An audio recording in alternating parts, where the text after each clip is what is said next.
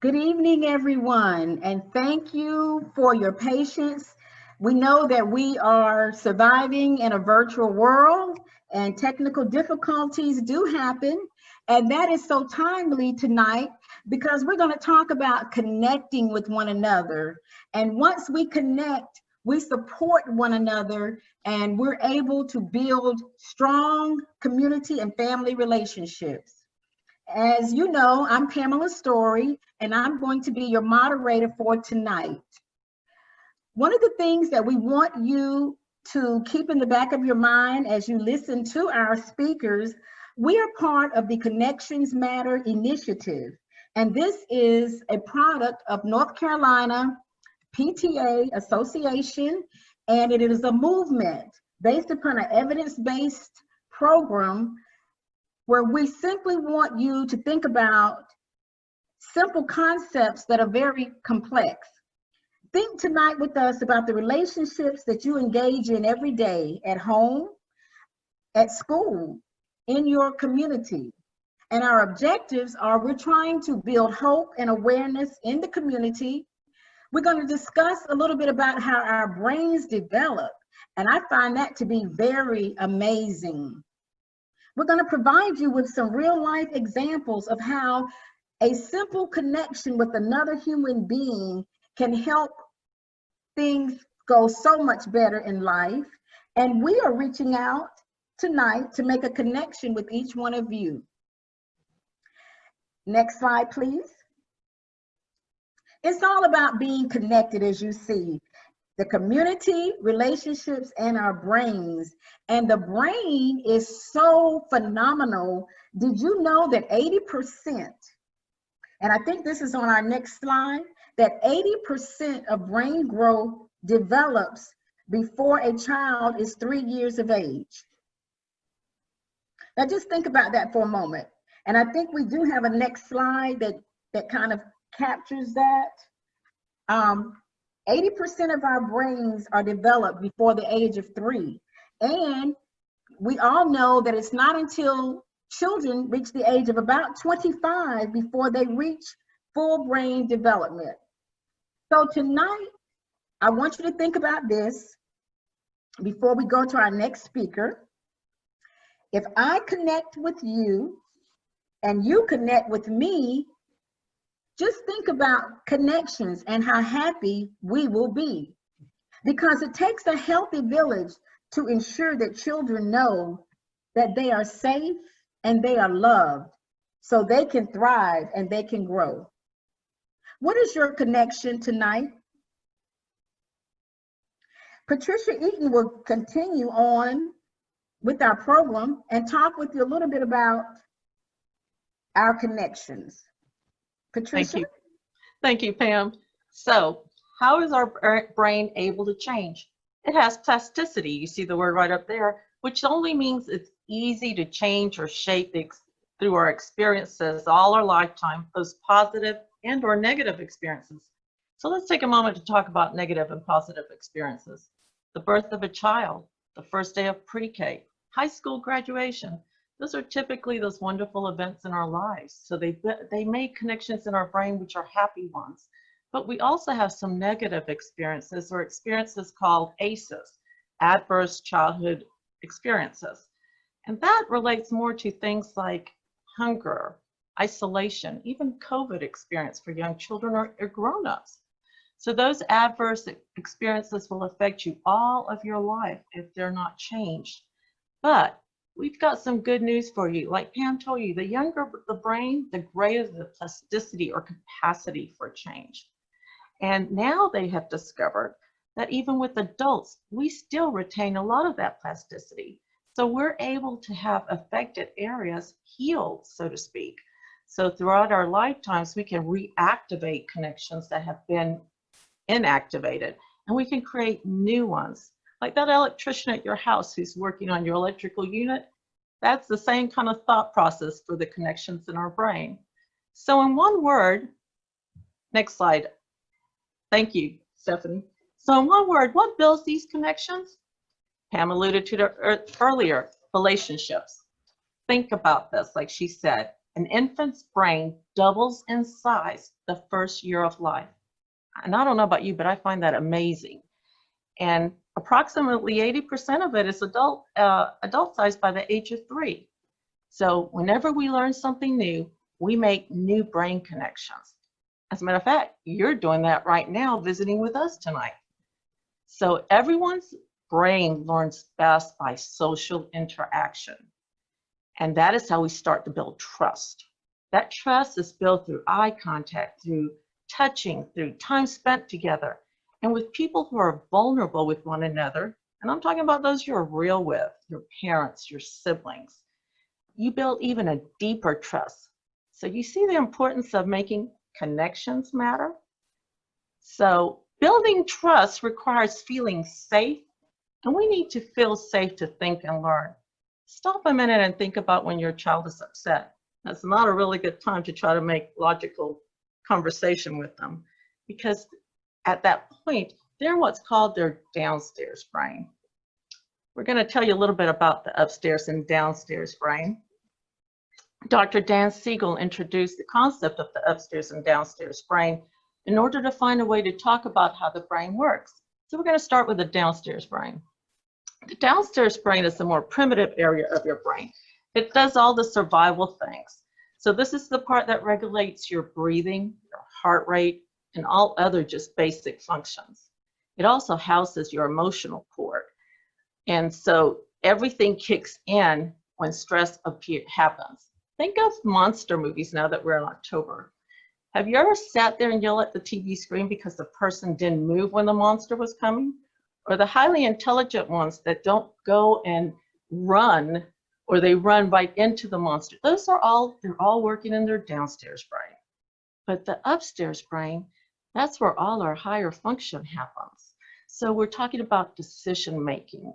We're talking about setting priorities, understanding right from wrong, building relationships. So the upstairs brain, as Pam told you previously, is not well developed until about age 25, but it helps us regulate those impulsive, reactive downstairs brain issues so that we can think first and then act appropriately. So I want you to join me right now. I'm watching a quick little video to explain more about the upstairs and downstairs brain.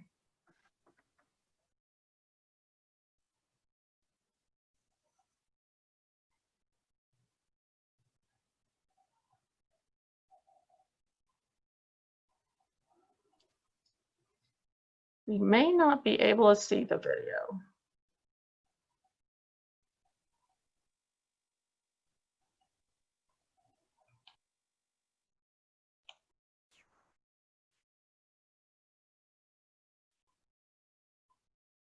So I want to talk for a minute about how to teach the brain.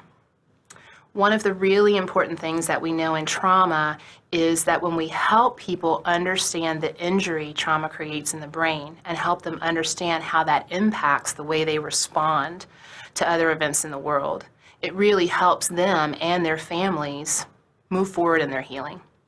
So lots of people have given ways to teach the brain.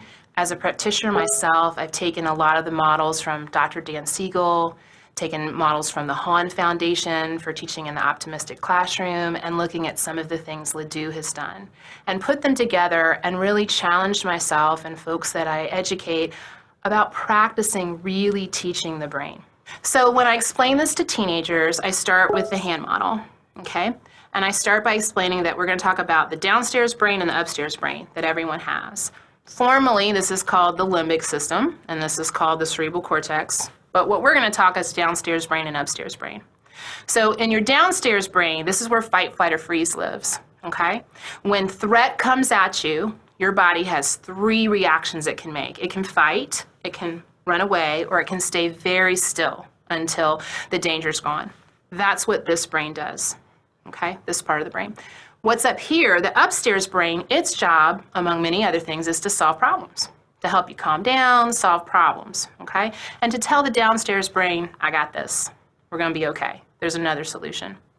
So what happens a lot of times to kids who've experienced trauma is if you think about these like muscles, because you've gone through a lot of threat, this downstairs part of the brain's been doing push-ups your whole life, okay? So this part of the brain's really strong.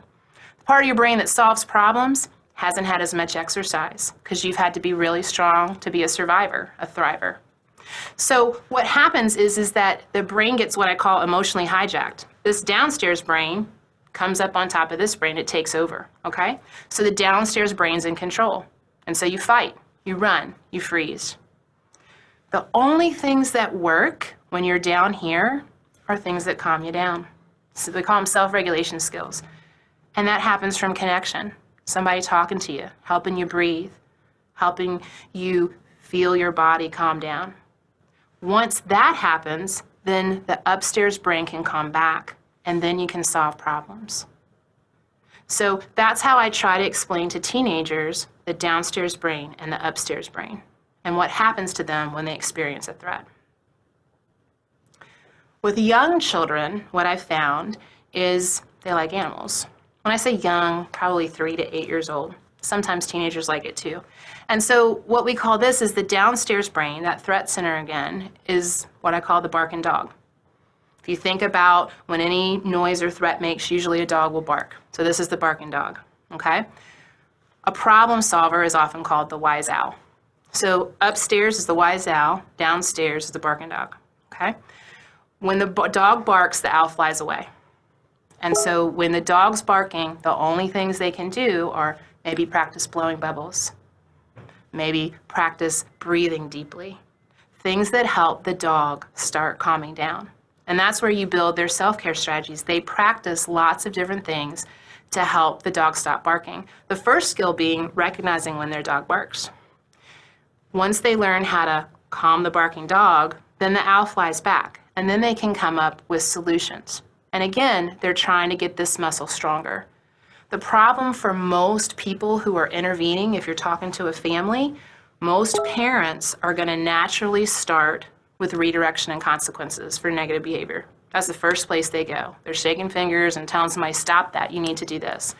That's an upstairs brain intervention, while most children who've experienced trauma are downstairs. So the term Siegel uses is you connect, then you redirect. The only thing that will calm a barking dog or the downstairs brain is helping that child calm down. And only then, once you teach the child to calm down, can you engage the part of the brain that solves problems and actually come up with solutions for better behavior choices.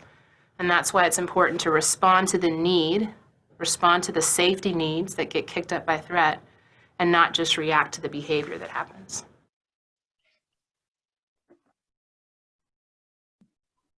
Thank you. But before we can react to those needs, all of us know we respond to stress differently. Our personal stress response is influenced by the skills we've managed to develop in our life experiences. And think about it, all stress isn't bad. When you have to get dinner on the table at a certain time or have a deadline at work, it's nice to have a little extra stress to make it happen. And then mild kind of stress helps us to learn how to cope with other stress. The issue becomes when we're talking about higher levels of stress, such as an illness, death, losing a job. And depending on what else is happening in our lives and the people we've connected to, this response could be stronger than what we need or is healthy for us. So how do we reduce that response? Well, let's consider how we do it. What methods do we use to move from our downstairs brain to our upstairs brain? Some of us walk, some of us exercise, call a friend, use prayer, whatever it may be. That helps us to calm down. And our body's reacting to the stress in ways that we probably didn't know. For example, your body under stress releases cortisol, a distress hormone that causes your body to automatically act in a primitive manner, your downstairs brain. But the good news is your body also releases serotonin, and that is the rest and digest chemical. What do I mean by rest and digest?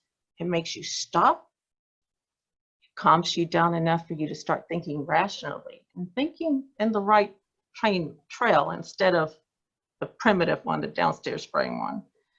And how do we get that to circulate through our body? By deep breathing.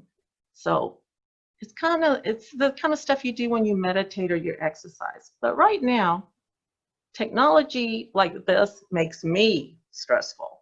So I want you to join me in that deep breathing. Let's see if we can get that serotonin moving through our body. Take a deep breath. Hold it. 3, 2, 1. Exhale. Let's try it one more time. Come on. Take a deep breath. 3, 2, 1. Exhale. There, we're well on our way to de-stressing before nighttime. Wanda? Hey, thanks, Patricia. Okay, so let's talk about trauma. What is trauma? Trauma is any experience that is overwhelming and or threatening, like a serious injury, serious illness, experiencing violence in the home or at work or in the community or at school. But what's interesting about trauma is that trauma is personal. What might be experienced as trauma or something serious to one person may be totally different or not overwhelming to another person. So trauma is very personal.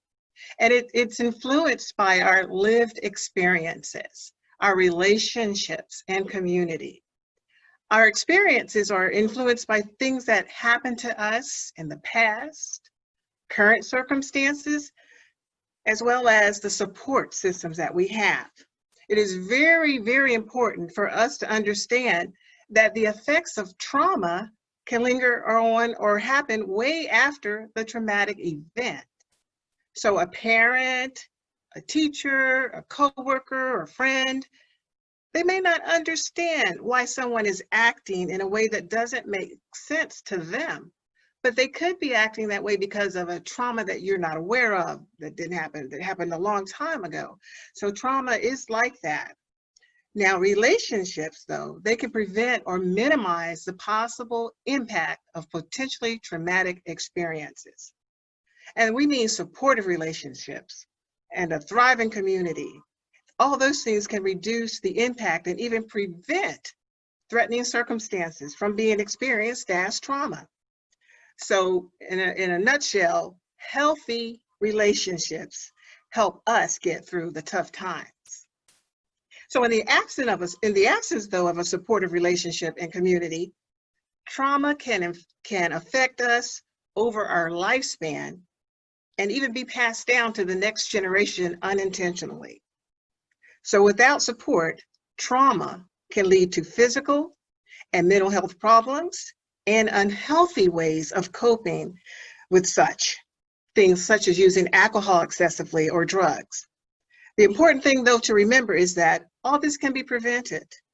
We know now more than ever about how we can help people and communities heal from trauma. Let's take a minute just to look at some of these slides or these pictures of potentially traumatic experiences. Some of these may be difficult to look at. They might be upsetting. They may even trigger personal memories or cause a high level of stress. And I'm sure we see this picture of a child who looks lonely, and maybe a child who might be being bullied, or maybe a domestic violence situation at home or crime in the streets. And I'm all sure that all of us can think of other situations that we've experienced personally that could be potentially traumatic experiences. However, in the midst of potential trauma, we need to think about some words or actions that can unite us. What is already happening in our communities, in our schools, in our families to deal with potentially traumatic experiences? When we think about our communities, we have agencies that provide concrete support, financial support, healthcare, affordable housing. All of these types of things can deal with or prevent potentially traumatic experiences.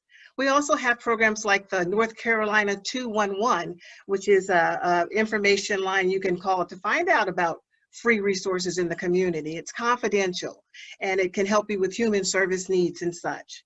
And then we think about our school system. Just by being here tonight at the Cumberland Family Academy is a resource for families in our community. We also have support for remote learning. When you think about that, what about the 5-day meal bundles and the laptops and connectivity? All of those different things have been put into place to help deal with potentially traumatic experiences for families. And then we think about ourselves, our personal experiences. How are we, how am I, how are you personally impacting others? What are we doing to lessen the impact of potentially traumatic experiences in the lives of those people that we care about? Okay, so let's take a look at a minute. We're going to talk about developing relationships.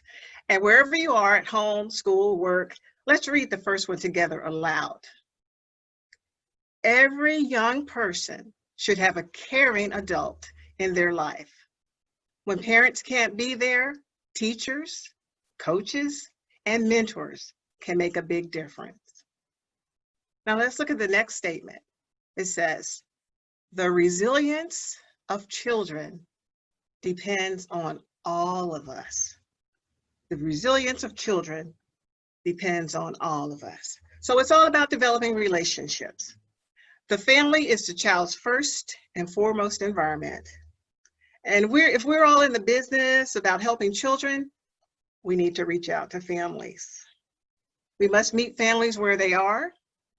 We must provide support that they may need or say that they need to develop caring, supportive relationships with their children. Now let's think about a traumatic event for a child. And Patricia alluded to this when she was sharing her information. Children may experience a change in how they view their world after a traumatic experience. But it's really important for us to reestablish a sense of safety and security. We need to talk together with our children using simple language that your child can understand.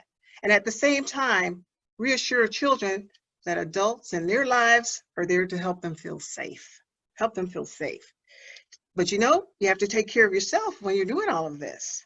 So it's like the thing at the airplane that says, put your mask on so that you can be able to help someone put theirs on, someone who might need a little extra help. So as a parent, if you need supports and connections so you can be that person for your child, it's very honorable and important for you to reach out for that support.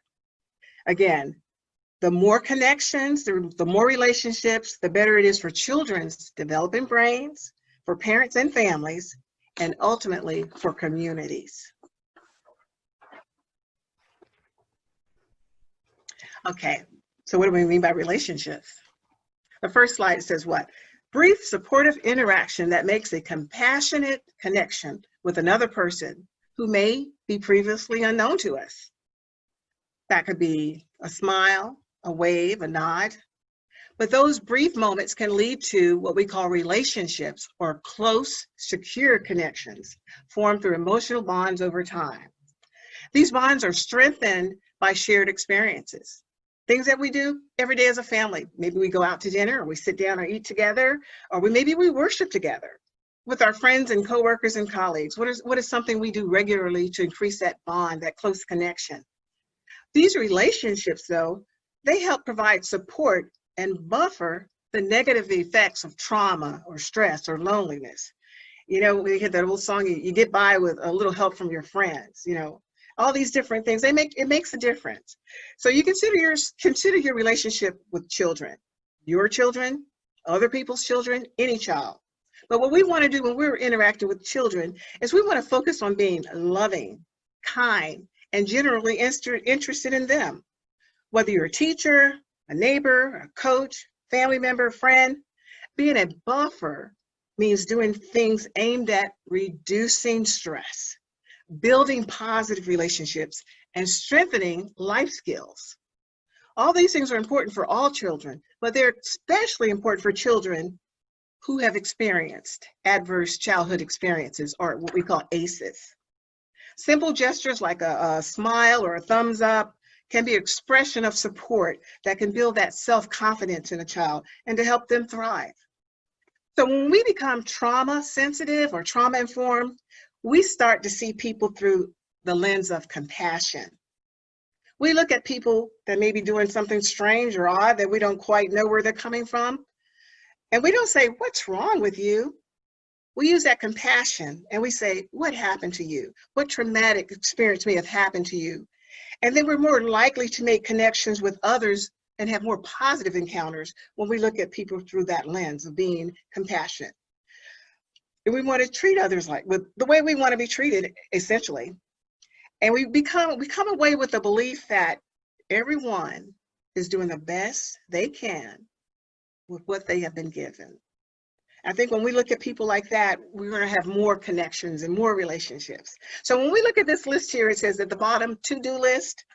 The first thing says, contact your lifelong friend to ask how they're doing lately.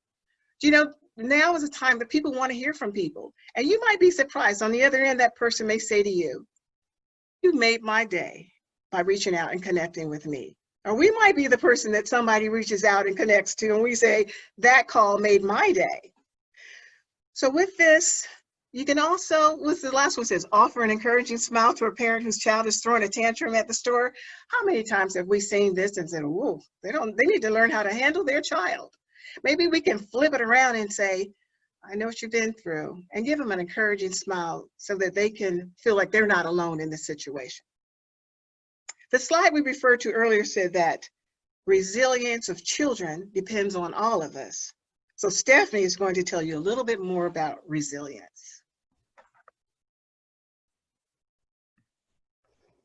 The resilience of an individual depends to a great extent on the relationships in the community. The more we learn about resilience, the more we recognize that that is the systems around us, our family, our neighborhoods, our churches, our schools. They all influence the ability of both children and adults to be resilient. Again, that's why connections matter. You can just take a few seconds and think about what resilience looks like to you and how it is developed.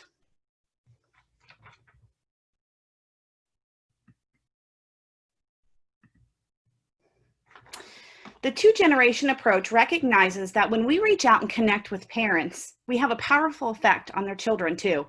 Recognition of the importance of the two-generation approach has led to be more effective for the whole family interventions that work with parents and children together.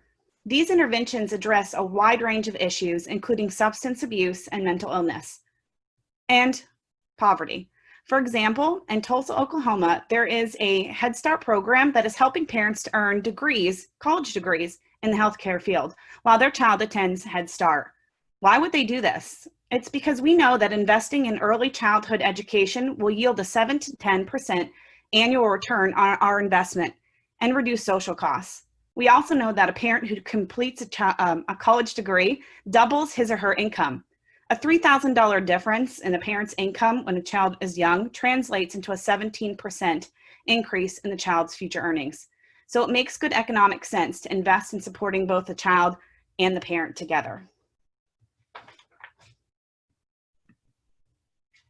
It's not a theory, it's a fact. Caring, successful communities are built through healthy, supportive relationships, one relationship at a time. Communities that are connected through close, supportive relationships are safer, children do better, even those children who face struggles and tough times, and overall, people are healthy. So what's your connection? Look for simple, everyday examples, today, tomorrow, and even next week. I'm going to turn this over to Pam to close out our Cumberland Academy.